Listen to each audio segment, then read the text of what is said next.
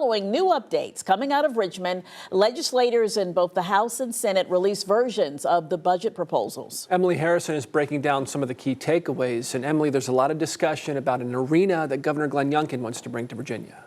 Yes, this talk about the arena has already sparked a lot of interest and a lot of controversy as Virginia Governor Glenn Youngkin allegedly struck a deal to bring D.C.'s Washington Capitals and Wizards to suburban Virginia. Youngkin says the deal would be lucrative for Virginians, but Democrats seem split on the measure, and it shows in the budget proposals. Competing state budgets offer little clarity about what will happen to a proposed $2 billion sports complex Governor Glenn Youngkin wants to bring to Virginia. I am pleased to announce that right here in Alexandria's Potomac Yard, we have a plan to unleash a brighter, more extraordinary future. But in order for this to happen, lawmakers need to approve the funds. And in the Senate, this money is completely left out. Senate Finance and Appropriations Committee Chairwoman Louise Lucas is an outspoken critic of the plan and opened the finance meeting with a fiery message. For anyone that knows me, I'm sure that what you hear today will be no surprise.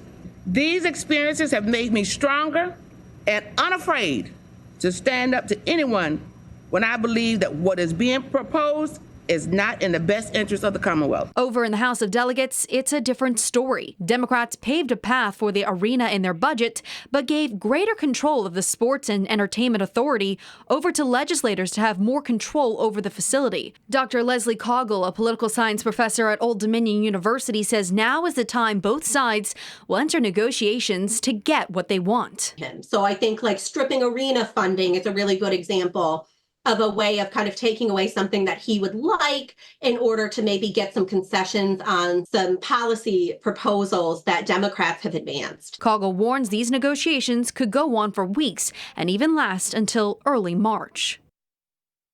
Now, for Governor Glenn Youngkin's part, he appears undeterred by what Democrats presented in both the House and the Senate, releasing part of a statement saying, quote, "I am confident that working together with the General Assembly, we can continue the progress we've made in our first 2 years and move the Commonwealth forward together." Emily Harrison, 13 News Now.